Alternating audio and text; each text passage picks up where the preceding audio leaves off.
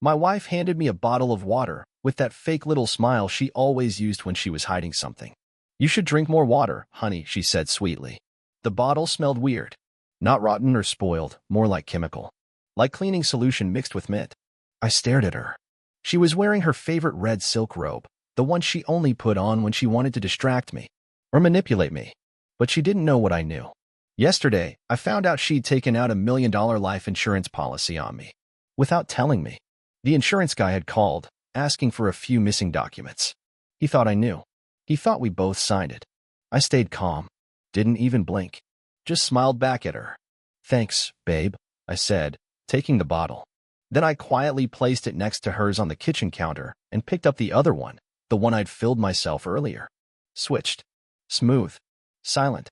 She watched me drink it. She watched too closely.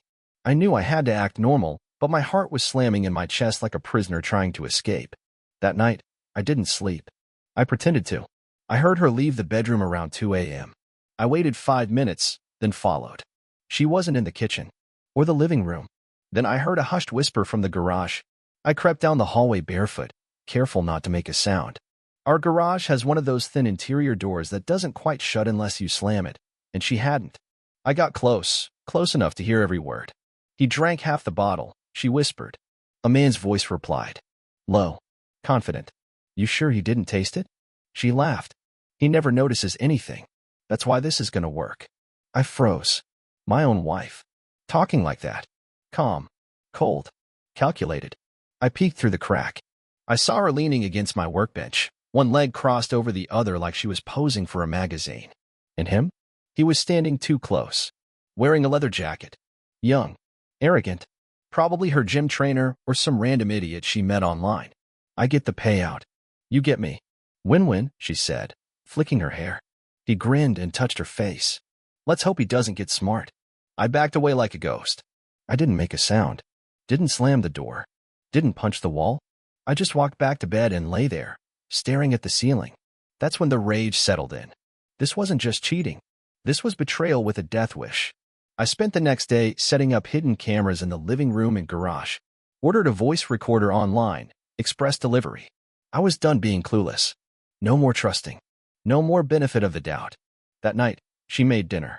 Spaghetti. My favorite. But she was overdressed. Makeup too perfect. Lingerie peeking out of her blouse. Her hands were trembling. "You okay?" I asked. She flinched. "Yeah. Just tired. Liar." She poured wine. Sat on my lap. Whispered things she hadn't said in months. Touched me like she used to. Like nothing had happened. Like she hadn't plotted to kill me less than 24 hours ago. I played along. I smiled, laughed at her stupid stories, held her waist, kissed her neck. And in my mind, I was rewinding every word she said in the garage. "I get the payout. You get me." I knew I had to drag this out, let her feel comfortable, safe, then strike. Because now this wasn't about saving the marriage. This was war. And I wanted her to think she was winning. So I asked her a simple question. "Want to go away for the weekend? Just you and me." She looked startled, then smiled. "Really?" she asked. "Like a cabin or something?" "Exactly," I said. "Just the two of us. No phones. No stress." She leaned in and kissed me slowly. That sounds perfect. But the only thing I was planning was to record every single thing. I wasn't just going to expose her. I was going to destroy her and make her wish she never handed me that bottle of water. The next morning, I pretended everything was fine. I even whistled while brushing my teeth. She peeked into the bathroom, surprised. "You're in a good mood today," she said. I spit the foam into the sink and turned to her. Just excited for the weekend. She smiled, but her eyes weren't smiling. She looked unsure. Maybe I was acting too happy. I dialed it back, gave her just enough of the old me. Dumb, trusting, head over heels husband. It worked. She relaxed. I booked a cabin up north. Real quiet spot, surrounded by woods. No neighbors. No cell signal. Just the two of us and a whole lot of silence. I made sure she knew there was a lake nearby. I wanted her to get ideas. Let her imagination run wild. Let her think she'd be the widow by Monday. She packed the car with snacks and candles, even brought a book she'd been too busy to read for 6 months. She was playing the part. So was I. On the drive up, she leaned her head on my shoulder at red lights, held my hand, played with the radio like some teenage girlfriend. I glanced at her a few times and tried to remember when I stopped loving her. Maybe I never really knew her to begin with. Maybe the woman I married was a mask, and the real face was what I saw in that garage. We got to the cabin late afternoon. I carried the bags in, she poured wine. We sat on the back porch, watching the trees shift in the wind. You ever think about life insurance? I asked. She choked on her sip and started coughing. I acted surprised. You okay? She wiped her lips with her sleeve and forced a laugh. Why would you ask me that? No reason, I said. Just thinking. You know, in case something ever happened. Her smile wavered. That night, she tried to get close to me. Real close. Touchy, sweet-talking, fake affection with sharp corners. I let her. I had to. But inside, I felt like vomiting. Every whisper from her lips sounded like a trap. Every time she smiled, I remembered her laughing in the garage with that other guy. At around midnight, I got out of bed, went outside to the car, and retrieved the recording device. I planted it under the dresser in the bedroom. Set it to record continuously. She never noticed. At breakfast, I cooked pancakes, bacon, eggs. She poured me orange juice. You always make the best breakfasts, she said, kissing my cheek. I wondered what the plan was. Was she going to suggest a hike and accidentally push me off a cliff? Was she planning to spike my drink? Was the guy coming up later to finish the job? She didn't say much after that. Just smiled, cleaned up, and went for a walk alone. When she returned, she was flustered. Clothes damp. I asked if she'd gotten caught in the rain. She said, yeah. Storm came out of nowhere. Funny. The sky was blue. I checked the camera in the living room once she went to shower. Nothing yet. No calls. No visits. Maybe she was waiting. Or maybe she was second-guessing herself. I didn't have to wait long. That evening, I pretended to nap on the couch. She was on the phone in the kitchen, whispering, he's drinking it. Everything's fine, she said. No, I haven't told him anything. He has no idea. A pause. Then, yeah, tomorrow. By the lake. Boom. I heard it. Tomorrow. By the lake. She walked back in, phone tucked away, hair still damp. Hey, want to take a walk later? Around sunset. Sure, I said. Let's make it special. I wanted to strangle her. Right there. But instead, I kissed her forehead. I played my part. Because I wasn't going to stop her. I was going to catch her. Let her dig her own grave. And then I'd bury her in it, metaphorically, of course. Let her try to play the Black Widow. Let's see how she handles becoming the prey. Morning came with fog curling over the lake like smoke. I was already up when she stirred, pretending to be asleep. Her breathing shifted. Her hand reached across the bed, checking if I was still beside her. When she didn't feel me there, she got up quietly. I watched from the hallway. She tiptoed to her bag, pulled out her phone, dialed someone. I couldn't hear the exact words, but the tone was clipped, rushed, urgent. She kept glancing toward the window, like she was afraid I'd appear behind her. I moved away before she could see me. When she came out of the room, she acted normal. Pancake syrup kind of sweet. Morning, baby, she said. Want coffee? I nodded. Sure.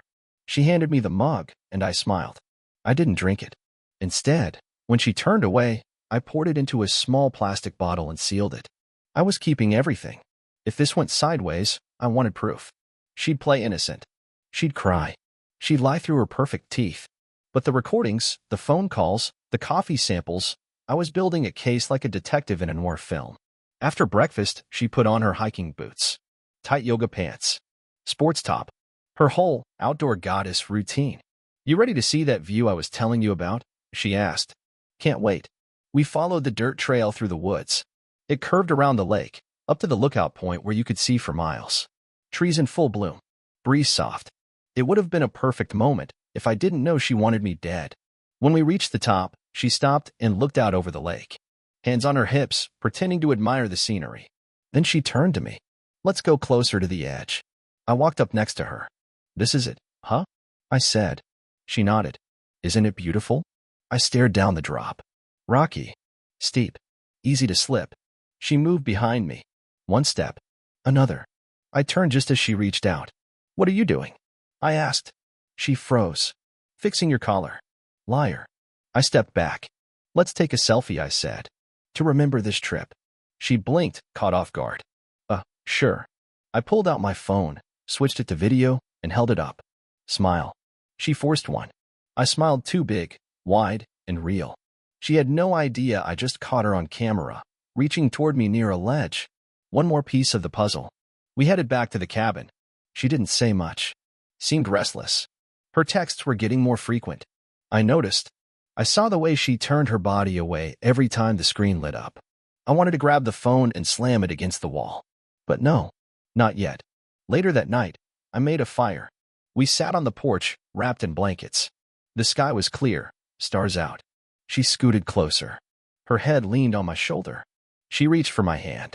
"You know I love you, right?" she whispered. I almost laughed, but I nodded. "I know," I said.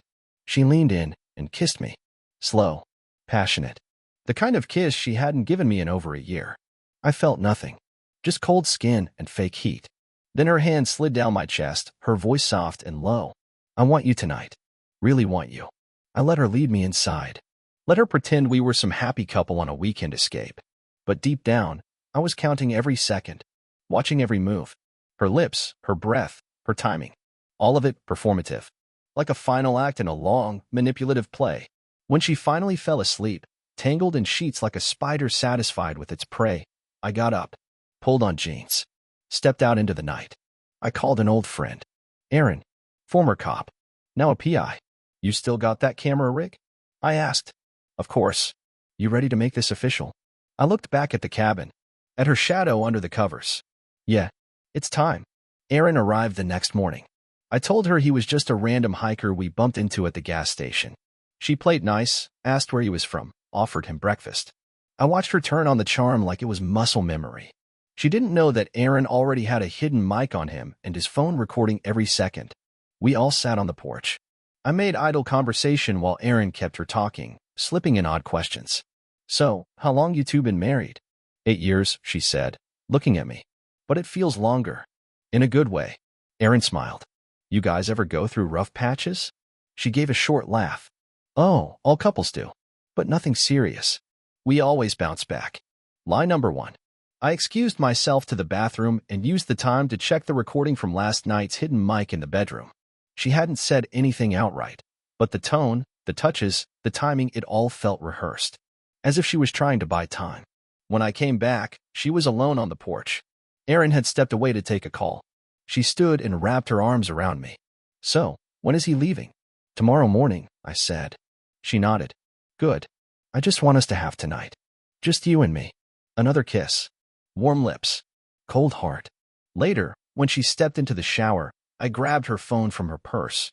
I had 10 minutes max. I wasn't looking for texts, she'd probably deleted them. But she'd forgotten about the hidden folder in her gallery. Labeled, receipts. It was full. Selfies with the guy from the garage. Dates. Hotels. One picture showed them in our bedroom, her wearing my shirt. Another, her, legs around him in a hotel room. Smiling. Champagne on the nightstand. I nearly smashed the phone, but I didn't.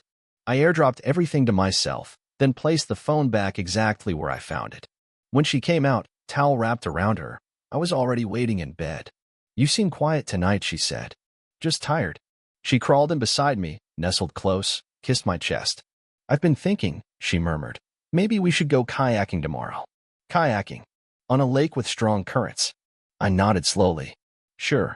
Sounds fun." The next morning, she was more energetic than ever. Made breakfast, even sang while cooking. I kept watching the coffee. She handed me my mug. I took it. Didn't drink.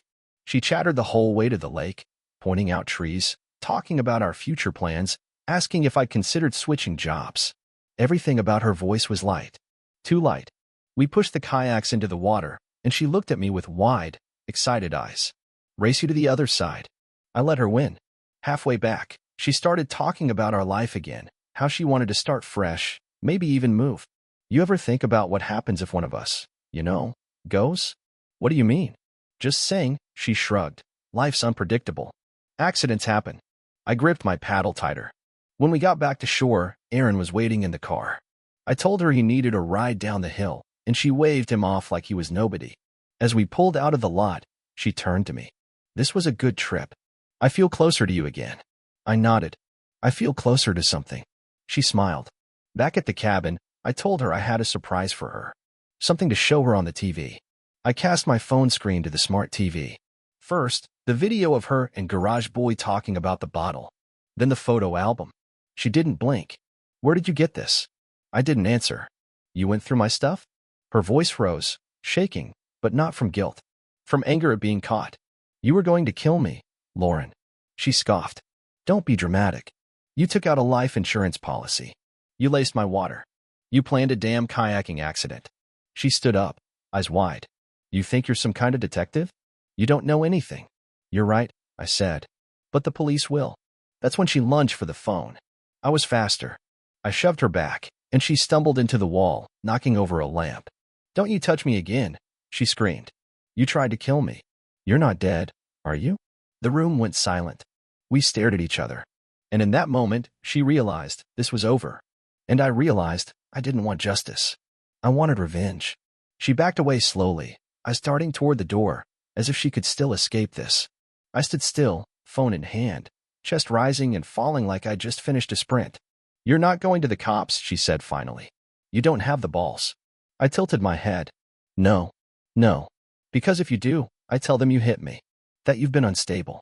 I show them bruises. Cry on command. Guess who they believe, Ryan? The loving wife who tried to save her marriage, or the paranoid husband who stalked her and attacked her? There it was. The real her. The mask finally dropped.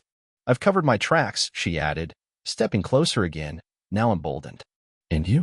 You've got nothing. Just a bunch of screenshots and a shaky video. That's not proof. That's revenge porn. I actually smiled. Lauren, I said, voice calm, you really think I'd only take screenshots? She blinked. Check under the bed, I said. She didn't move. Go on.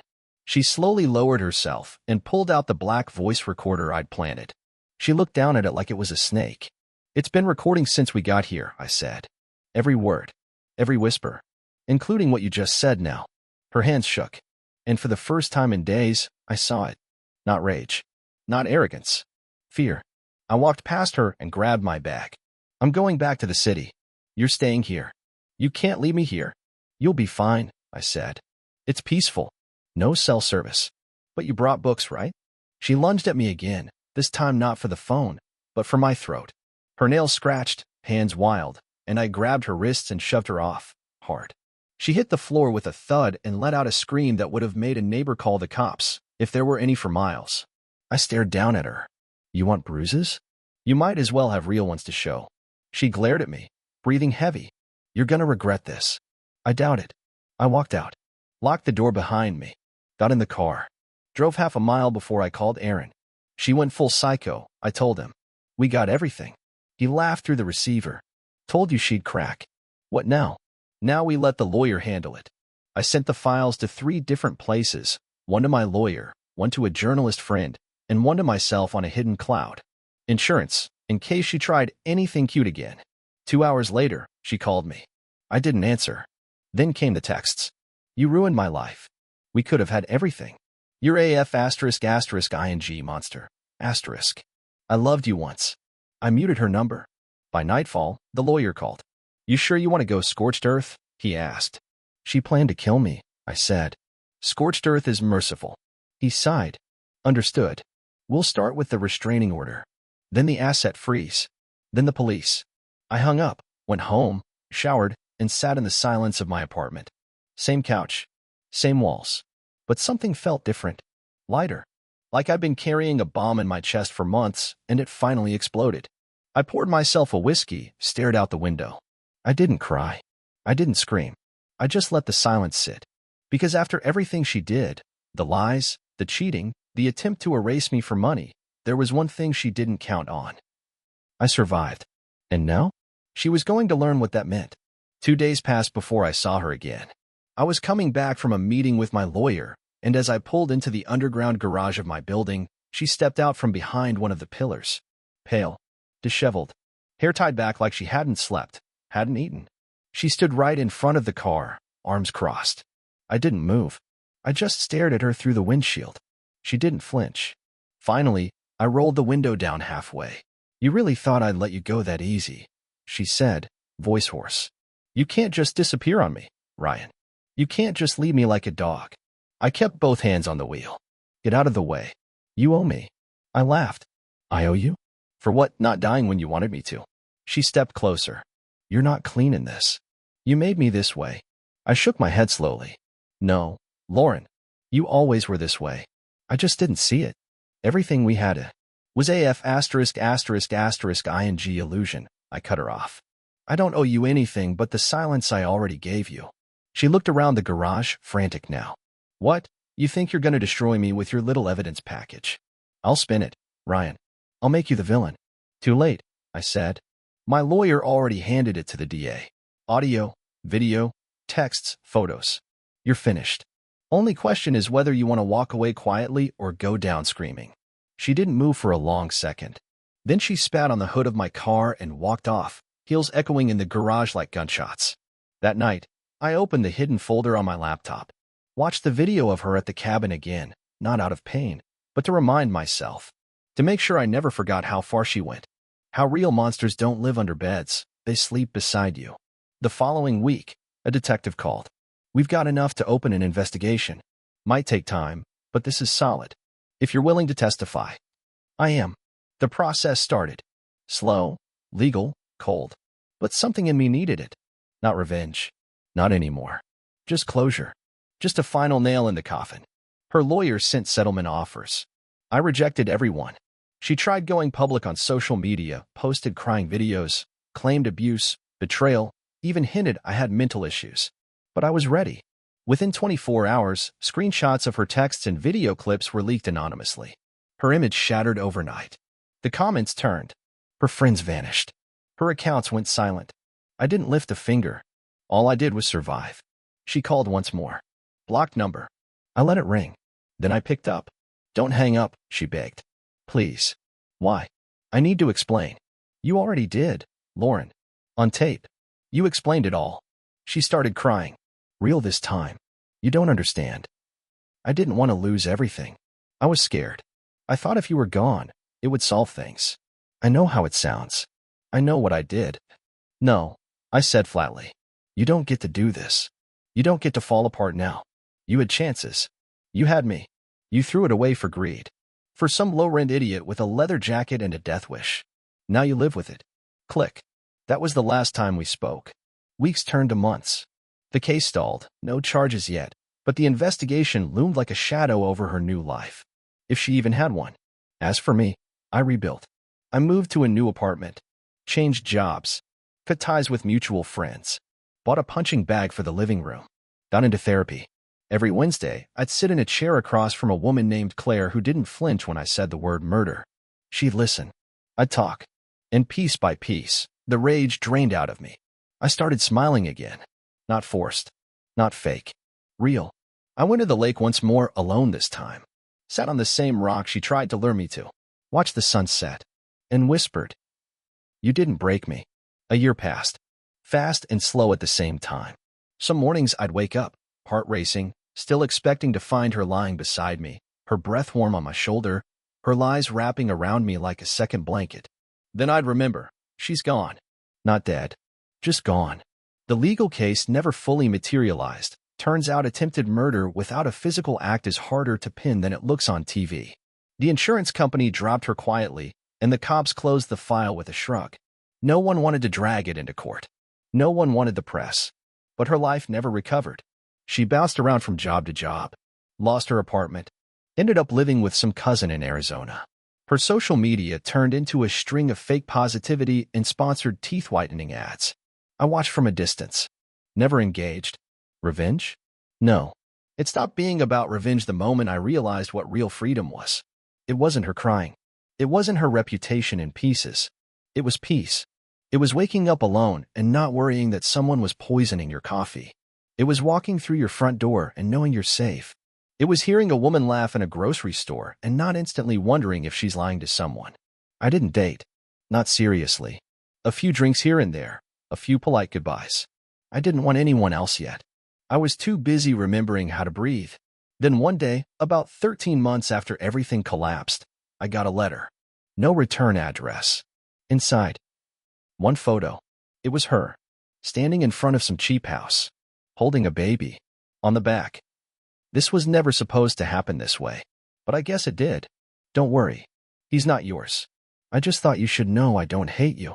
No name. No signature. I stared at it for a long time. Not because I cared.